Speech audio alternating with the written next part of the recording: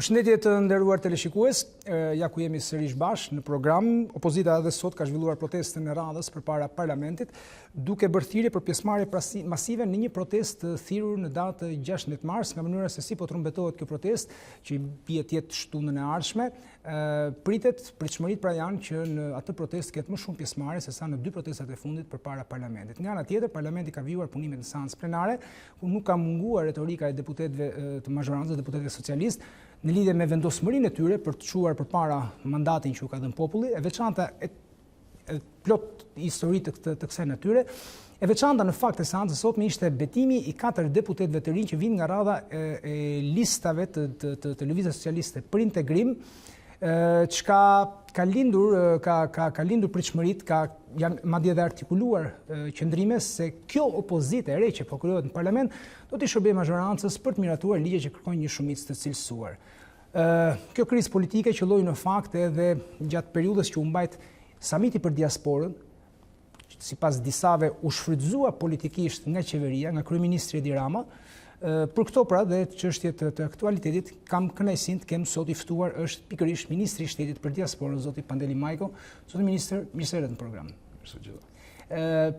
U bëra dytë, në fakt unë kisha merak se mos do të mbeteshit i rrethuar në parlament, por nga që parlamenti filloi punimet para dite, ju patët mundësi të vinit në program dhe ky rrethim virtual i parlamentit nuk zgjati sa ç'mund të mendoj. Kujtoj që në protestën e kaluar të opozitës keni dalë nga një derë anësore edhe nga kalaja e Tiranës. Si ndiheni kur jeni rrethuar? Mendoj kam parë dhe më keq. E ndjeni vetëm pjesë e një, nuk e di, bande kriminale apo bande e njerëzish të lidhur me krimin i legjitim në atë parlament? Nuk besoj se është vendi as konteksti që të bësh këtë pyetje. Nuk besoj që po them të qenit para një proteste duhet të bëj të kesh ndjesi të natyrave siç ishte në rasti i pyetjes suaj. Më shumë pak njerëz sot apo për pjesëmarrjen e kanë fjalën? Nuk i numërova, të jemi sinqert, sot jam marrë me komunikimet e një arsyetimi krejtësisht tjetër, duke qenë se aktualisht akoma në Tiranë ka përfaqësues të komuniteteve shqiptare që erdhën për samitin dhe të them drejtën një pjesë të madhe të ditës e kam shpenzuar me të. Mendoni opozita në fakt artikuloi një qendrim të saj se vendosja e seancës në orën 10 më pak se 24 orë nga mbajtja e saj është një tregues se mazhoranca ka frikë nga protesta, duke lënë asaj më pak kohë të organizohet. Apo luani ku ka fshehti me mazhorancën, me opozitën për çështjen e seancës dhe protestës që zhvillohet paralelisht me të? Po nuk besoj se bëhet fjalë për frikë.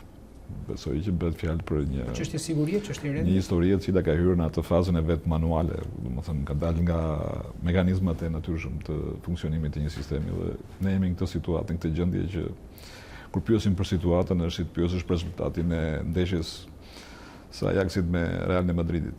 Askush nuk e di apo jo. Nuk e di, ta shohim kur të marrim intervistën. Andani ju qëndrimin, analizën që ndajnë edhe politikanë apo shumë zoti Milo ka qenë në pozicionin tuaj javën e kaluar atje dhe tha që do të varet shumë nga mbështetja që njerëzit do t'i japin se proteste vazhdimi logjik i krizës politike. Prandaj jo më kot ju pyeta për pjesëmarrjen. Nuk doja të bëja lojën 100.000-200.000. Jo, më kuptova. Domethënë a vazhdon apo gjen, sepse ju, kur themi ju, eksponent mazhorancës, kanë artikuluar faktin, kryeministri konkretisht, që nuk është një protestë popullore. Sot të shprehur konkretisht është një protestë në pallatin e politikës. Pra ka kjo protestë, kjo kaos, mbështetje popullore, apo zbehet ajo, a i ndruheni 16 marsit? Mirë, dakord. Mendoj që opinioni im është ky, që situata e një proteste të natyre të tillë është e pritshme pasi opozita ka zgjedhur një rrugë, një metodë e cila është pa precedent, është tepër ekstreme. Edhe që fakti që do i mblidheshin njerëz, do t'i mblidhen njerëz, kjo nuk ka asnjë diskutim. Do të ishte tepër që unë bëj ironi me faktin që pse mblidhen në orën 10 apo pse mblidhen në orën 6 darkës, njëllojisht. Në thellë protestë, në mbetet protestë. por nuk e thash kot atë që situata ka hyrë në një moment manual që edhe ne që jemi në krahun tjetër, nuk është se mund të bëjmë një gjë të madhe në këtë histori. Sepse kjo është një krizë e cila nga pikpamja procedurale nuk ka filluar nga pala e mazhorancës. Unë them drejtën, mendoja që do të ishte një histori e cila do të krijonte, do të kishte një stacionim tek Komisioni Qendror i Zgjedhjeve, por ata kanë proceduar më shpejt se sa pritej. Thoni manual, ka hyrë në manual. Ata bëjnë tuajin, ju bëni tuajin, ata bëjnë të tyren, ju bëni tuajin. Jo, kur them manual, kam parasysh që është pa precedent, askush nuk e di si të shkojë. Askush nuk e di. Do të thotë që vjen nga profesioni timeti, piloti. Domethënë ka dalë nga piloti automatik, e ka marrë piloti vet në dorë dhe tani gjithçka është si do t'i shkojë historisë së vullnetit atij që ka marrë. Piloti kësaj proteste. Drejtuesit e opozitës. Drejtuesit gjithë bashkë. Nuk është Sali Berisha sikur se artikulohet shpesh nga figurat mazhorancës. Të shmangësh Sali Berishën nga drejtimi i opozitës është e kotë. Dakor. Ty pyes konkretisht atëre për datën 16 mars. Zoti Brau në një intervistë është shprehur se Berisha do viktima. Ajo më kohë ty pyeta prapë për 16 marsin, ai ndruheni 16 marsin. Do më bësh një nder në këtë intervistë. Unë nuk kam ardhur këtu të komentoj deklarimet e politikanëve. Jo, nuk e pyeta një sekond, nuk e pyeta të bëjmë komente mbi deklaratat e zotit Brau, jo. Pyetja ime është, ai ndruheni protestës së 16 marsit? Po, jo. Jo, nuk e ndruhem. Pse duhet të ndruhem? Nuk e ndruhem. Në përpjes. Është protest. Është protest. Pra nuk keni frikë se mund të ketë trazira, se opozita po kërkon të radikalizojë në një kohë të shkurtër qëndrimin e saj për të maksimizuar rezultatin politik. Endri, opozita e ka radikalizuar situatën. Edhe pozicioni i saj është ekstrem, unë thash. Nuk besoj që ka nevojë të pasi thua ditë vere, të komentosh që qielli është i pastër, temperatura është e lartë, është e ditë vere ka dhe rebesh për atë punë, po nesër. Kështu që ne po tham që kjo situatë është një krizë manuale që askush nuk e di se si drejtim do të marri. Dakor, pra po ka një gjë, sepse edhe pyetjet e mia bazohen mbi ato që ju si mazhorancë deklaroni. Pra, nëse ju deklaroni si mazhorancë se opozita po shkon drejt vetëshkatrimit saj, dhe nëse opozita në fakt ka mbështetjen e njerëzve, i bie që opozita nuk do të shkojë drejt vetëshkatrimit. Do vi një moment që do konvergoni deri diku në një pikë. Të jemi sinqert. Besoj që edhe sot kur folëm, më pej që isha shumë i rezervuar për të ardhur sot për të folur. Rezervimi ka të bëjë me faktin se ne jemi në mes të një situate që është ende herët të japësh një konkluzion apo të japësh dhe një shpjegim qoftë. Më s'dini ç'të thoni. Dhe jo, nuk është problemi se s'dim ç'të thuam. Problemi është që nëse unë duhet vit flas për diçka, jam i prirur të bëj një parashikim. Por parashikimi aktualisht që po flasim nuk ekziston. Nuk ekziston sepse ne kemi një krizë e cila ka filluar në një mënyrë të paprecedent. Nuk ka ekzistuar ndonjëherë në ndonjë vend në ndjenin time në pikpamjet standarde europiane që në një moment caktuar opozita thot do dorëzoj mandatet. Dakor. Dhe tani ne jemi në atë momentin ku një çift divorcohen dhe njëri prej të divorcuarve thotë do t'i vë flakën gjysmën së shtëpisime. Tani të bëjmë ne sikur nuk ka ndodhur asgjë, nuk e bëjmë dot. Të mos themi që s'ka krizë, nuk e themi dot. Dhe ti themi atij tjetrit mos e di që pjesën tjetër e ka djegur, i ka vënë benzinën. Kështu që ne jemi në këtë situatë. Tani, ne jemi në pozitën atij që nuk shpreha që po thonë kolegët e mi, drejtues të grupit apo të Partisë Socialiste, që ne jemi të hapur për dialog, por negociat, çfarë do të negociojmë? Me llogarinë që si thot avokat Ngjela, marrëveshjen e fjalës, ç'do të thotë për ju dialog dhe ç'do thotë negociat. Dialogu është ti thua të tua do të them të mia. Do ulemi do gjejmë një zgjidhje, po problemi është tani zgjidhja nga ana procedurale ka dalë nga duart e politikës. Sepse ka dalë nga rregullat e funksionimit të sistemit.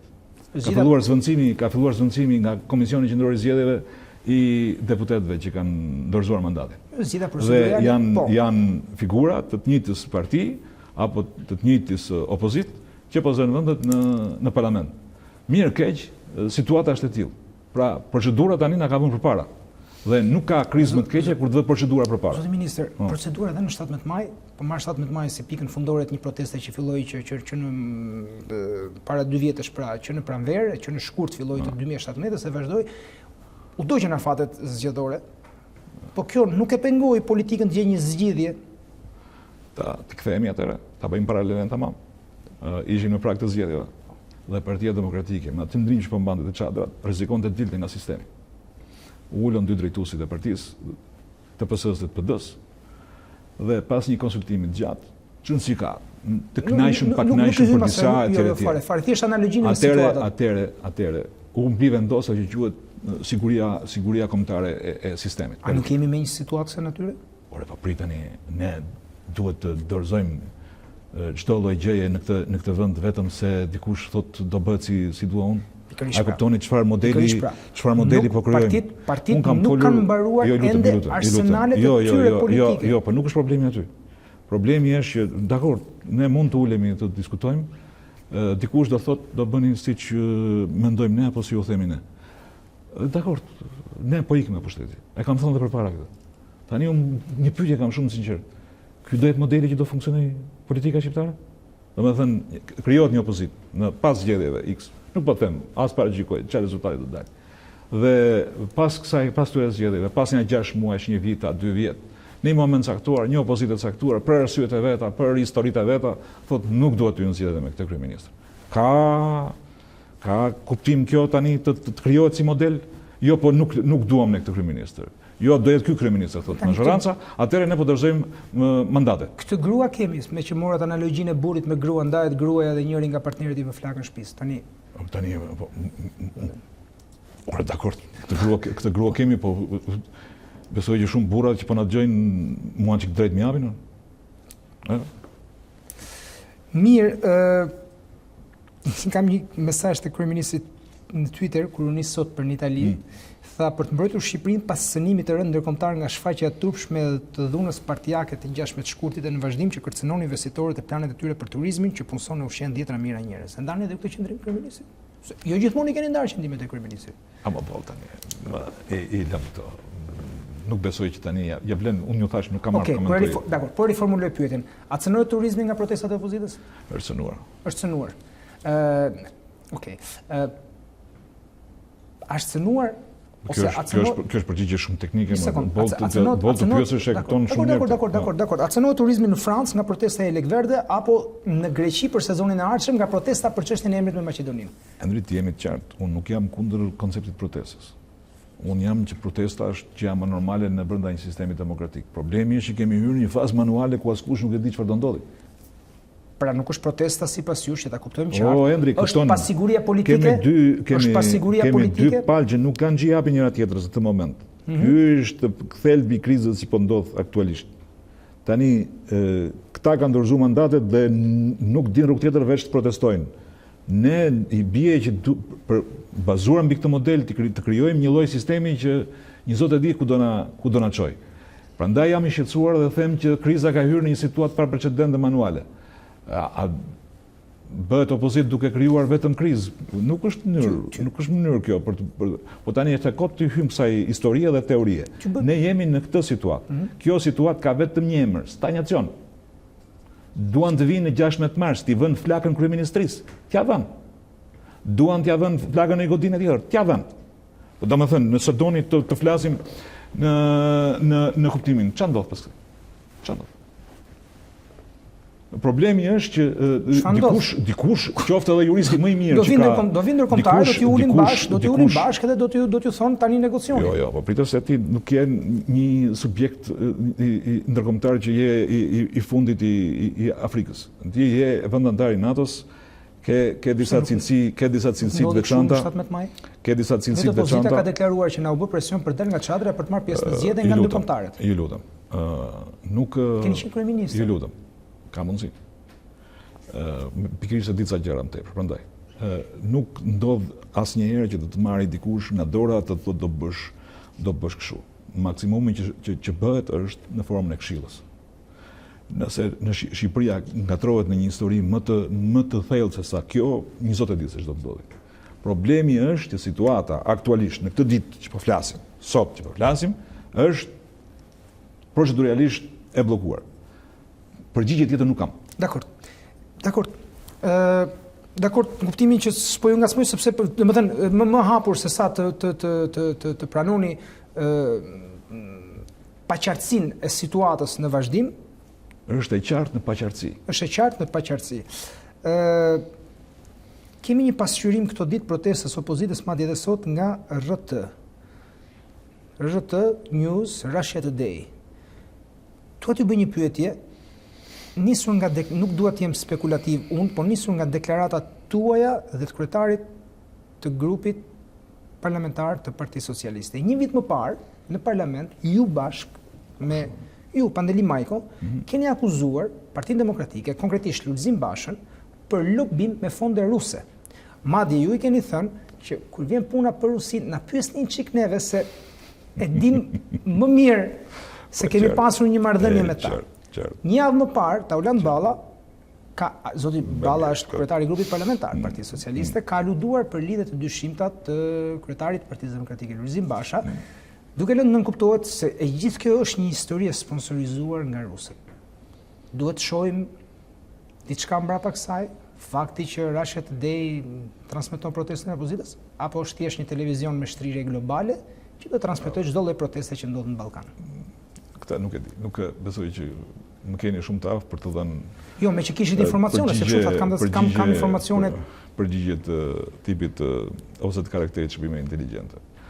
Unë mendoj që situata është e rënduar në këtë lloj drejtimi, që dhe ata që e kanë nisur, nuk e kanë të qartë se ku duan të. Dakor. Si ish kryeministri atëherë po i pyes, përveç turizmit që ju thoni se është cënuar, çfarë tjetër kjo lloj pasigurie politike që mbizotron sot në Shqipëri cënon? Cënohet siguria kombëtare, cënohet aftësia, le të themi, nuk e di unë, negociuese e Shqipërisë me Bashkimin Evropian, cënohen negociatat, çelja negociatat? Ja, më hiç, jeta do vazhdoj normalisht sikur s'ka ndodhur asgjë. Besoj që ata që e shpërthyen këtë si histori e kanë të qartë shumë se ku jemi dhe ku mund ta çojë kjo gjithë historinë e vendit tonë. Dhe ta bësh këtë në emër të ardhjes për të qeverisur, edhe palën cilën kërkon të arzosh në këtë mënyrë nga pushteti, ky është një ekuacion shumë i vështirë. Sepse kur ti del përpara njerëzve dhe thua unë dua të qeveris, presupozohet që do të qeverisësh dhe njerëzve që nuk votojnë për ty. Dhe ky është një moment shumë delikat, paktën edhe në marrëdhënien me atë që është duke ardhur, sepse në fund fare, pas ditës votimit, ne do jemi një komunitet, pavarësisht opinioneve të ndryshme që kemi shprehur te kutia e votimit. Ne na duhet të kujdesemi për të ardhmen e fëmijëve, shkollat, spitalet e kështu me radhë. Në momentin që ti krijon polarizim kaq të madh, atëherë duhet ta mendosh historinë ku do të çojë kjo kurbë. Dhe të jemi sinqert, nuk kam dëgjuar asnjë analizë nga kundërshtarët tanë politik të opozitës. Analizë të karakterit ku duan të shkojnë, me çfarë logjike duan të shkojnë. Përveç faktit që duan të heqin një njeri, qeveri tranzicioni. Po prit. Duan të heqin një kryeministër nga qeveria dhe pastaj askush nuk di asgjë se çfarë do të ndodhi. Askush nuk di të thotë çfarë ndodh me mandatet e tyre që kanë ata të dogjen, si do të procedohet me reformën zgjedhore për zgjedhjet lokale, si do të procedohet me vërejtjet e OSB-s, si e mendojnë ata reformën e drejtësisë, si e shikojnë ata plotësimin e vendeve në gjykatën kushtetuese, në gjykatën e lartë, se kjo është stabiliteti dhe siguria e qytetarëve. Tani, po dalim dhe ne në këtë logjik dhe ju siguroj që edhe nga pala jonë, ka shumë kërkesa që njerëzit dalin dhe të protestojnë. Sepse ju e dini shumë mirë, pa vënd diskutim cilësit shumë luftarake që ka e djatha në mënyrën e të bërit mitingun, dhe ke marrë ka goxha cilësit natyrave të tilla. Por ne po bëjmë atë që brenda mundësive të ruhet një lloj distance. Ta bëni si Charles de Gaulle në 68. Jo, mos e bëjmë ta, jo. Kundër mitingun Champs-Élysées, kundër studentëve. Jo, po kjo do të ishte tango krize. Kjo do të ishte tango krize dhe të binim në nivelin e krizës që po imponohet gjithë vendit pas dorëzimit të mandateve. Një pyetje fundit përpara se të kalojmë në ndërprerje publicitare, në rast se do të vi dita, do të vi momenti që me apo pa ndërmjetësinë e ndërkombëtarëve ju do të uleni të negocioni njëri me tjetrin, do të pranoni ju të ishit kryeministër i qeverisë tranzicionit? Kjo është pyetje që s'është as e përshtatshme për këtë kohë. Mund të ngjall maksimumi brenda majorancës më thanë ke në studio jo vetëm ministrin e shtetit për diasporën por edhe ndoshta kryeministrin e ardhshëm.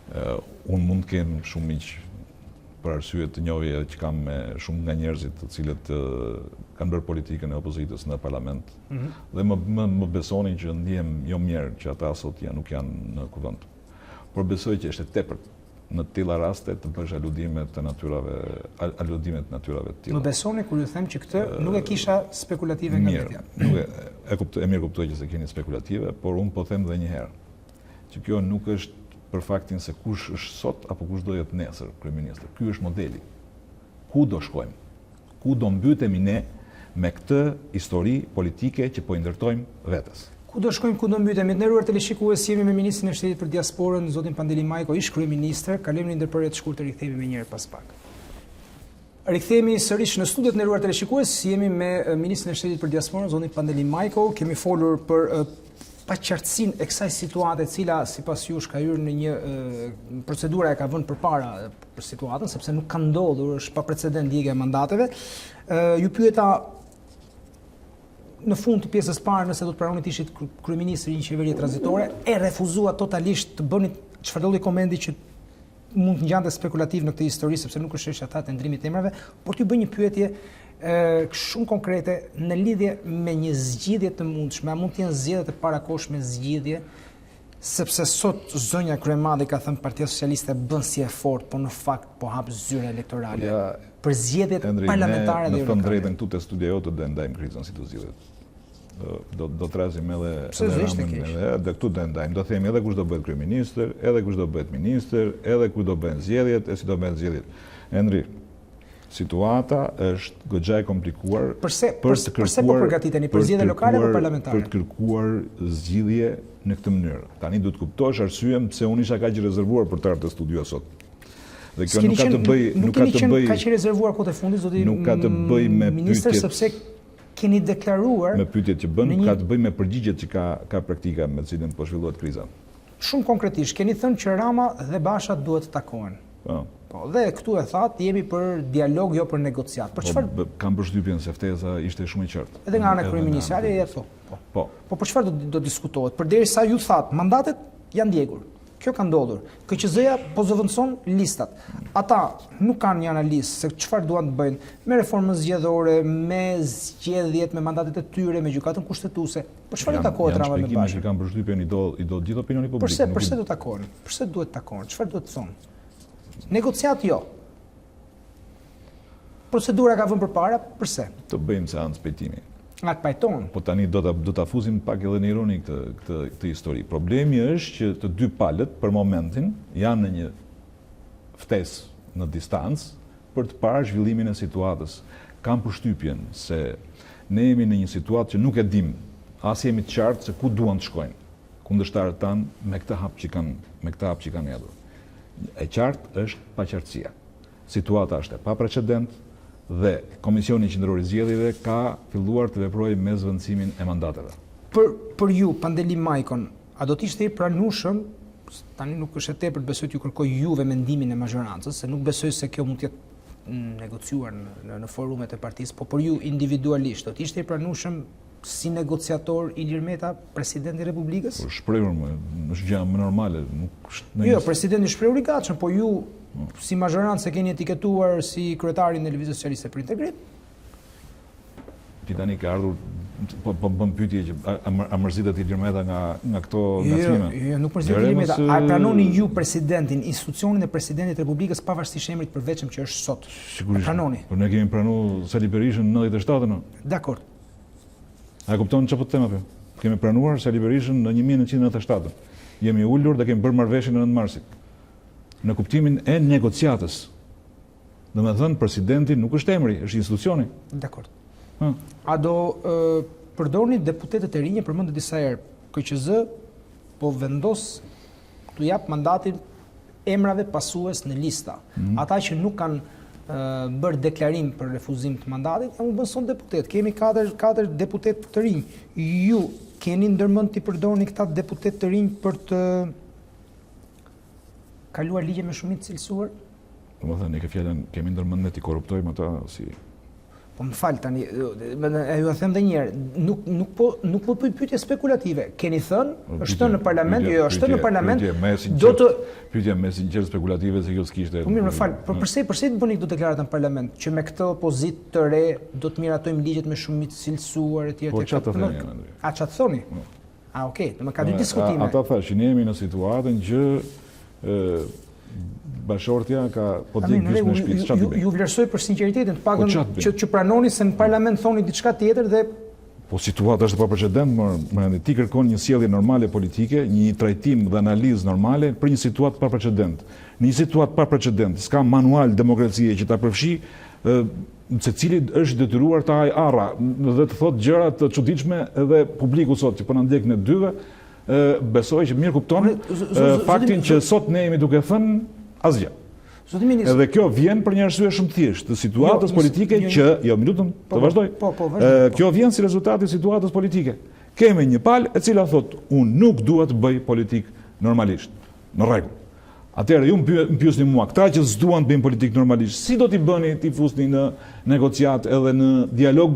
Unë mund të ngrej supe, tani për momentin nuk kam ndonjë eksperiencë se si këta njerëz do t'i ulim në dialog. Jam i bindur që duhet të ketë dialog, por situata është që kemi dy palë që për momentin kanë shprehur vetëm dëshirën. Të thoni që nuk do t'i përdorim deputetët, ose ju përdorët termin, për t'ju perifrazuar, nuk do t'i korruptojmë. Nuk do t'i korruptojmë deputetët e rinj.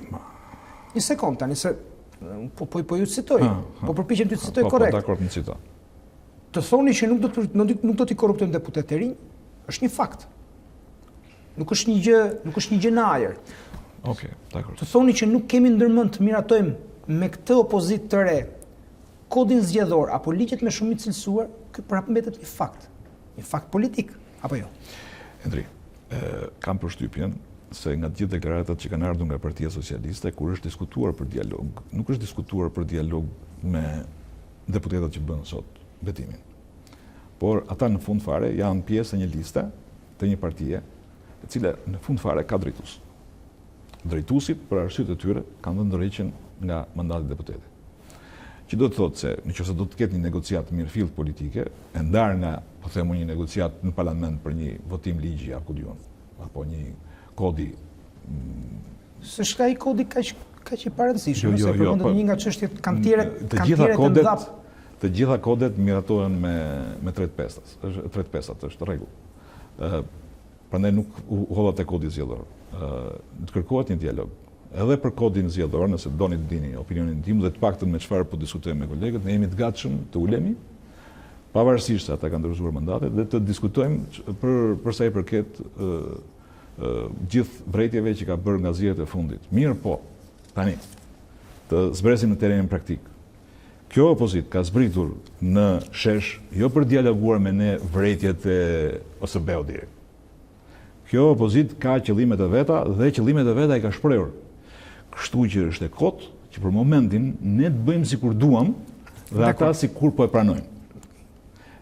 Situata e krizës është në një mënyrë të tillë, është akoma në pjekje sipër. Dhe të dyja palët janë duke pritur të themi shansin e tyre, ku diun, për gjetjen e një zgjidhje. Por është shumë e vështirë. Të jemi sinqert. Dhe nuk duhet të krijoj negativizëm te askërkushi sot, edhe tek ai që nuk është dakord. Është shumë e vështirë sot të ulesh dhe të bisedosh në situatën procedurale. Ne e kishim një shans me situatën e vajtjes së kërkesave tek Komisioni Qendror i Zgjedhjeve. Nëse Komisioni Qendror i Zgjedhjeve do kërkonte një, po themon, një interpretim, ky është mendim absolutisht personal. Një interpretim për sa i përket faktit që a kemi deformim të rezultatit apo jo, do të ishte një histori tjetër. Tani ka filluar procesi i zvendësimit me këtë Komision Qendror Zgjedhjesh. Dhe mos më thonë mua ata të djathës që ati po votojnë për këtë çështje vetëm të majtet, pra në Komisionin Qendror të Zgjedhjeve. Dhe këta që po vinë dhe po zvendësojnë nuk i ka zgjedhur as e drama, as kërkush tjetër. I kanë zgjedhur me doshkën e tyre ata që deklaruan dorëzimin e mandateve. Këta, ju do të pyesni, janë opozitere. Këta nuk janë opozitere. Këta janë përfaqësues të njëjtës parti që sipas listës po zëvendësohen në procedurë. Dialogu politik do jetë me përfaqësuesit e partive politike. Përfaqësuesit e partive politike sot kanë dorëzuar mandatin, kërkojnë rrezimin e qeverisë. Shumë e qartë. Dhe të flasësh për dialog tani është kot. Jo, nuk po flisja për të bësh sikur je burr i mirë që do që të qetësosh gjakrat edhe të dukesh si nëse ju nuk më kuptuat që unë po flisja për dialog. Ja, të vazhdoj. Ti ke marrë një lule dele edhe në dorë dhe më do, s'më do. Jo, unë po flisja ju besoj e kuptuat, domethënë që unë po flisja për vota, për numra, për të miratuar kodet me shumicë cilësuar. Po pse e ke këtë si pse është kjo? Ja pse kam, sepse kryeministri sot, kryeministri i qeverisë që drejton kryeministri juaj doli dhe tha, ata flasin për votën e emigrantëve, tha, dhe e kanë gati, po të duan të vinë ta miratojnë, por nuk i dëgjon më sot të flasin për këtë. Për votën e emigrantëve, tani ata janë në parlament dhe unë duhet ta them këtë. Ata kanë qenë dakord. Gjithë opozita, edhe për legjislacionin që është miratuar për diasporën, kanë qenë dakord. Edhe për strategjinë kur e kam diskutuar me grupet në konferencën që kemi bërë qoftë me qeverinë qoftë me SOBEN kanë qenë dakord. Edhe për dokumentin që kemi nisur atje nuk kam pas asnjë kontestim. Pse ngel si reforma zgjedhore? Kjo ishte një nga çështjet. Për reformën e diasporës, për që lidhet me interesat e diasporës, tani ne jemi në këtë lloj kundërshtimi, po do ishte e pandershme të thosha që ata kanë mbajtur qëndrimin kështu. Jo. Kanë mbajtur qëndrim shumë korrekt edhe për krahas. Edhe ligjin e fundit që e kemi në diskutim në përkomisione, që është ligji i pushtetit lokal, opozita ka votuar në parim dakord. Pjesë pak për diasporën e fundit për këtë pjesë dhe kalojmë pastaj flasim më konkretisht për samitin e dytë diasporës. Au përdor politikisht samiti, sikurse pati akuza se duke ardhur gjitha figura nga jashtë në një moment krize politike, kryeministri përdori ata si një vitrinë. Jo, nuk besoj se bëhet fjalë për vitrinë. E para një herë aty nuk ishte një samit i cili u fillua nga politika dhe u mbarua nga politika. Ai ishte një samit që u fillua nga përfaqësuesit nëse e keni ndjekur. U fillua nga përfaqësuesit e diasporës dhe u mbyll nga përfaqësuesit e diasporës. Ku zërin kryesore kishin përfaqësuesit e diasporës, u drejtuan gjitha panelet nga përfaqësuesit e diasporës dhe ku të rrallët ministra që e morën pjesën në përgjigje të interesit, apo kur shprehen fjalën e tyre, nuk ishin më shumë se 5 minuta kohë për të folur. Fundit fare, kriza politike ose situata nuk kërcënoi mbarvajtjen e samitit. Po apo jo?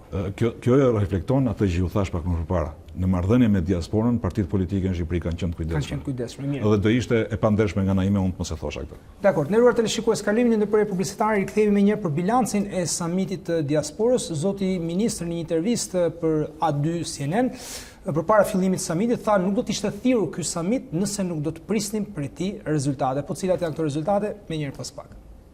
Kemi sërish në studiot nderuar teleshikues me ministrin e shtetit për diasporën Pandeli Majko, folëm për krizën, ishte e pamundur t'i shpëtonim, por në fakt gjithë kurioziteti që kisha dhe ajo që ne ram dakord bashkë ishte që ju të vini tu të bënit një bilanc të këtij samiti. Sikur se thash përpara se të kalonim pauzë publicitare, në intervistë që dha për edicionin informativ të A2 CNN, kemi deklaruar, kjo është absolutisht, tha që nuk do ta kishim thirrur këtë samit, që është mbas atij të nëntorit 2016, nëse nuk do të prisnim rezultate konkrete. Cilat janë rezultatet? Mendoj se filloi, nësa samiti i parë ishte një ngjarje shumë e rëndësishme. Këtu filluan të diskutohen dhe të aplikohen politikat e para të reformës shtetërore dhe nuk janë politika të cilat kanë frekuencë vetëm të shtetit shqiptar. Por ato janë të koordinuara dhe me Kosovën dhe me Maqedoninë e Veriut. Kjo ishte edhe arsyeja pse pjesëmarrësit nuk ishin të them shtetas apo me prejardhje nga Shqipëria, po ishin me të gjitha trojet etnike shqiptare. Pra mund të flitet për një diasporë shqiptare dhe jo diasporë të Shqipërisë apo diasporë, një gabim i pafalshëm nëse ne do të bënim këtë. Do të thotë ne ndoqëm linjën e gjithë traditës së diasporës shqiptare. Ka vetëm një diasporë pa asnjë ndarje nga kufijtë e 12-s, sepse e tillë funksionon në shqiptari në kushtet e Amerikës, në kushtet e Britanisë e kështu me radhë. Domethënë ajo që është e pamundur të realizohet sot në realitetet gjeopolitike dhe shtetërore në të cilat janë shqiptarët në Maqedoni, në Kosovë, në Maltëzi apo në Shqipëri, pra që nuk mund të integrohen, nuk ndodh në diasporë. Diaspora është një. Diaspora sot për sot, sipas opinionit tim, përfaqëson projektin më të rëndësishëm pas pavarësisë Kosovës. Projekt kombëtar. Projekt kombëtar. Është projekti më i rëndësishëm pas pavarësisë Kosovës. Nuk është as metaforë, as fryrje, sepse unë jam ministri i shtetit për diasporën dhe duhet të flas kështu. Është një histori e pashkruar, është një cilësi kombëtare dhe që po të dim të shfrytëzojmë të paktën 10 deri në 15% të asaj që quhet energji e diasporës, unë mund t'ju them që qoftë Shqipëria, qoftë Kosova, po edhe ekonomia e vendeve si Maqedonia dhe Malizi do të kenë një ndryshim. Atëherë, vim pak tek ajo çfarë mund bëj diaspora. Diaspora mund bëj rolin ambasadorit. Ambasadorit të vullnet mirë, një i ri apo jo detyrimisht i ri apo një personalitet në fushën e tij që deklarohet që është shqiptar, ka bërë shërbimin më të mirë. Mund t'ju them që ne kemi personalitete, të cilët për nga numri i popullsisë që kemi si komb, ne na bëjnë nder të jashtëzakonshëm dhe arrin të kuptosh që ti pavarësisht se ke një ide për veten tënde si komb, nga ndonjëherë je i zhytur në këto krizat e situatës që ndodh qoftë në Tiranë, qoftë në Prishtinë, qoftë në Shkup ndonjëherë dhe edhe kupton që ti ke një profil të menduarit për vetveten shumë më të ulët se sa ajo që të dhuron politika. Kur takon, kur vlerëson, kur merr informacion më të plot, sepse përjashtë vërtetës ne kemi ende shumë pak informacion lidhur me personalitetet që janë krijuar sidomos periudhën e 10 vjeçarit fundit në diasporë. Ajo që po vjen është më e jashtëzakonshme se sa ajo që ka ndodhur ndërkaq. Dakor, unë nuk doja të ndërprisa, në fakt po thoja, kjo është një mënyrë, pra siç paktën unë e shoh që mund bëj diaspora, rolin e ambasadorit. Tjetra është dërgimi i parave, remitancat, të cilat kanë mbajtur ekonominë shqiptare për shumë kohë. Dhe tjetra është pjesëmarrja e diasporës në vendimmarrjet politike në vendin am, në rastin konkret tu do të ndahesh diaspora kombëtare shqiptare, ata me prejardhje nga Kosova do votonin në Kosovë për sa i përket votës. Ka ndonjë mënyrë të katërt që unë nuk e shoh se çfarë mund të jetë e dobishme? Jo, për sa i përket votës, besoj jo votës, thash, roli i diasporës, ambasador e vullnetit mirë apo imazhit të vendit ose të kombit në rastin konkret, të kombit, nuk mund ta ndash Dua Lipën apo Rita Orën kosovare apo jo shqiptare, remitancat dhe vota, pjesëmarrja në mbase kjo është ajo që ne na duket se na intereson. Na intereson ne. Tani po i pyes çfarë ka tjetër? Problemi është që ne duhet bëjmë dhe pyetjen e kundërt. Çfarë ju intereson atyre? Pra çfarë intereson diasporën, se gjithmonë mendojmë që diaspora ka ca detyrime, se vendlindja etj. Çfarë ju intereson atyre në marrëdhënie me ne? Dhe po them që është një komunitet i jashtëzakonshëm. Ti marrim në mënyrë metodike. Kjo është këndvështrimi ynë. Ju jeni ministër shteti, pra ju jeni këndvështrimi këtej. Gjithë ajo që ne jemi duke u përpjekur të bëjmë është s'pari të ngrejmë nivelin e komunikimit ndërmjet tyre, sidomos për sa i përket rrjeteve të profesionit. Janë duke u diskutuar një histori tjetër e çështjes remitancave. Remitancat sot që flasim 78% janë o për bursa, o për shëndet, o për ndërtim shpish. Në një kohë që ekzistojnë modele të vendeve të tjera të zhvilluara, të cilat e kanë ndryshuar vetëm fal remitancave nga vende që kanë prodhuar migracion, janë kthyer në vende pritjes të migracionit vetëm si rezultat i menaxhimit.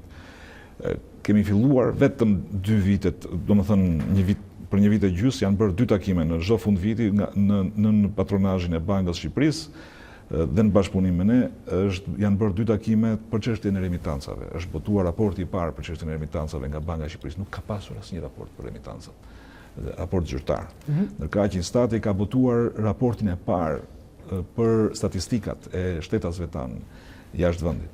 Dhe element natyrave tjera që tregon se sa vonë kemi qenë, por ndërkaq edhe sa shpejt po vrapojmë. Po punohet për dhomën e biznesit të diasporës. Ne duhet të kemi ambasadën e tyre nga pikpamja ekonomike dhe të mos të vinë trokasin këtu derë më derë edhe në momentin që ju flasin shqip zyrtarëve tanë, ata ju nxjerrin në një telash më tepër, jo t'ja ulin lehtësinë. Ndërkaq në parlament po diskutohet për krijimin në çdo bashki të një zyre për marrëdhëniet me migracionin dhe diasporan. Pothuajse çdo institucion tani që po flasim është duke reflektuar në strukturën e vet administrative çfarë dhe si do ta vendosi në funksion të interesave diasporës. Është gjysma. Pothuajse në të gjithë territoret etnike shqiptare, gjysma e popullsisë është në diasporë, në migracion.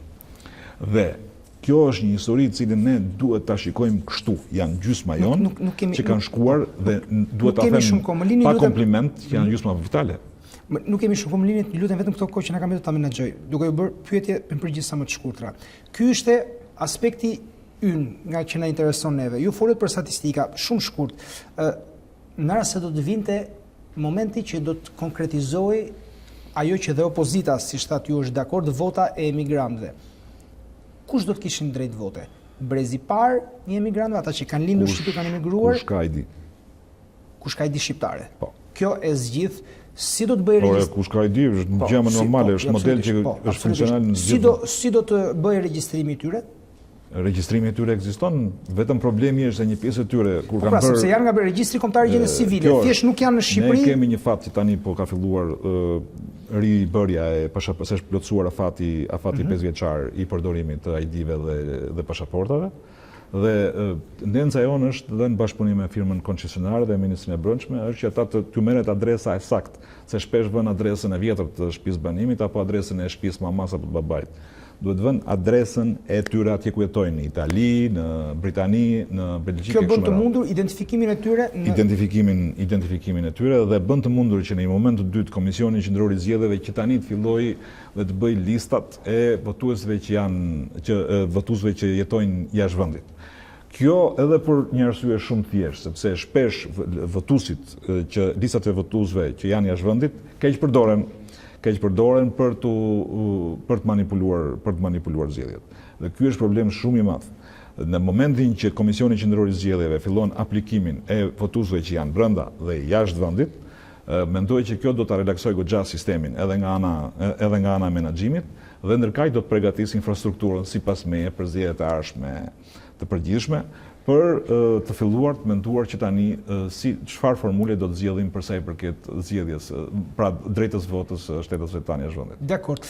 Një raport i Bankës Botërore tregon që Shqipëria ka koston më të lartë të transfertave të parave, pra atyre që quhet remitanca, se sa vendet tjera të rajonit.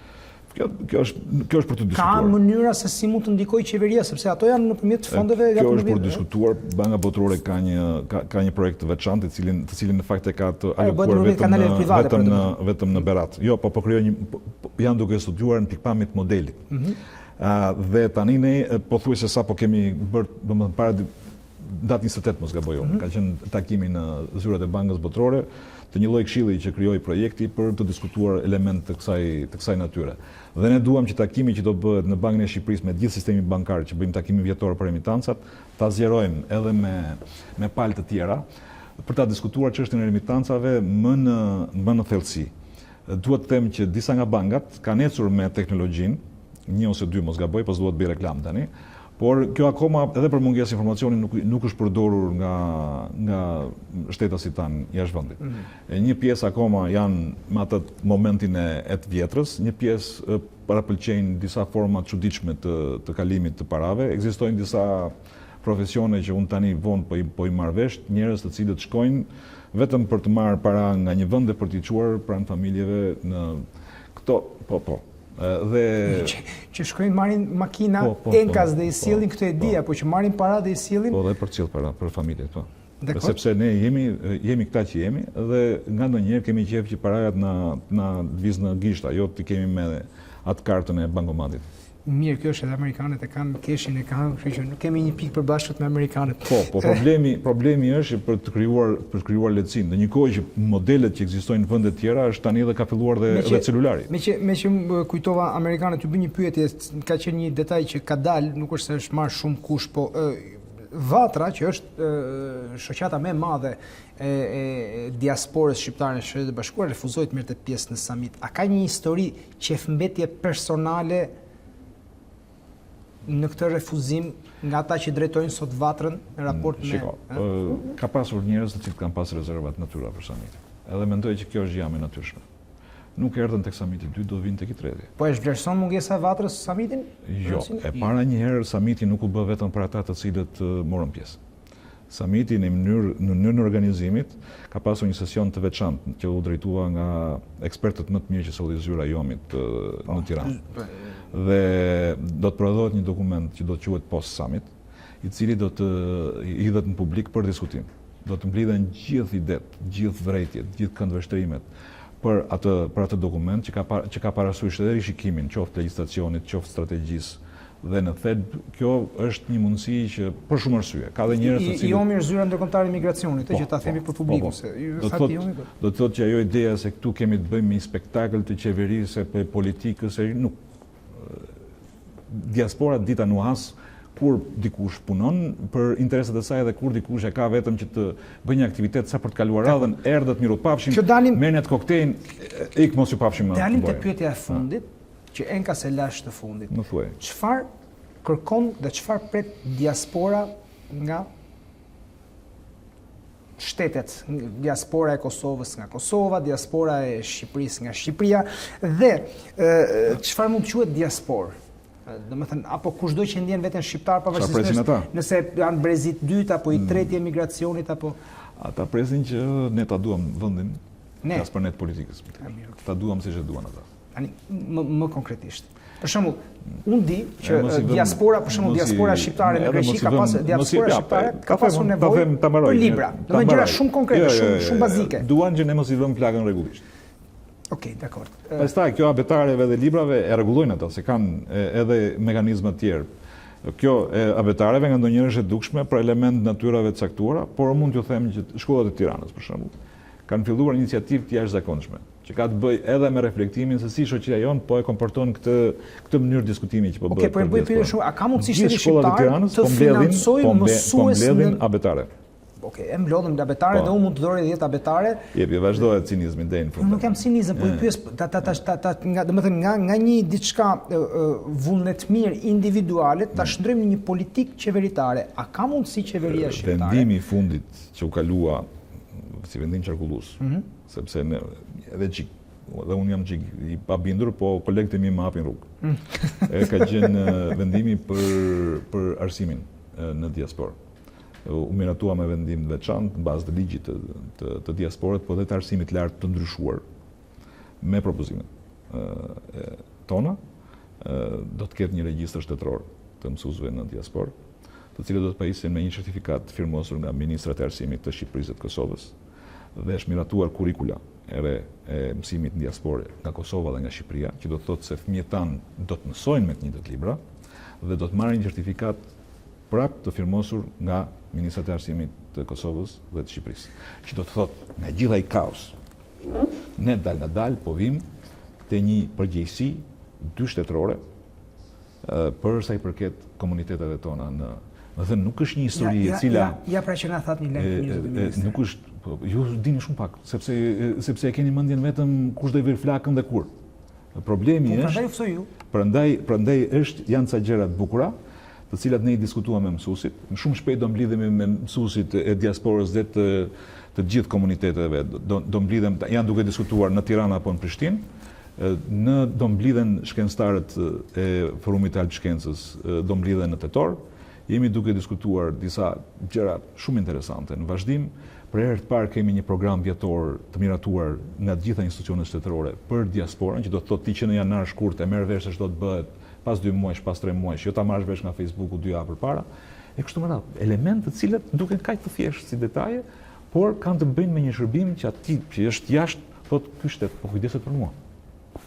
Ja pra të nderuar teleshikues, që ministri i shtetit për diasporën zoti Pandeli Majko nuk është atje thjesht por gjëra konkrete. Thjesht për i friksuar se mos dikush na vë plagën. Ishte sinqerisht kënaqësi që ju kisha këtu dhe kjo çështja e librave ishte vërtet një lajm shumë i mirë, ky koordinimi i mësimit gjuhës shqipe, sepse është një gjë që unë praktikisht personalisht e kam prekur, kur punoj në televizion tjetër, është një gjë vërtet që fëmijët tanë të gjimnazeve kur dhurojnë abetaret, ka një vulë të shkollës dhe një dedikim që secili nga fëmijët që ndihmon për këtë abetare, bën një shënim të vetin për një fëmijë që është jashtë vendit. Gjë më të bukur dhe falënderim më të madh për ta dhe për prindërit nuk ka. Janë duke ardhur një brez krejtësisht i ndryshëm nga ne me flokë të bardha që jemi në politikë akoma. Nderuar teleshikues, ishim me ministrin e shtetit për diasporën zoti Pandeli Majko, ju falenderit shumë që ishit sot me ne për të ndarë disa pasiguri ose paqartësi lidhe me krizën politike dhe shumë lajme të mira dhe gjëra të qarta, konkrete për diasporën dhe samitin e diasporës. Faleminderit. Faleminderit juve. Nderuar teleshikues, ju kujtoj se i Ftuari vjen sërish të njëjtën, deri atëherë bashkë mirupafshim.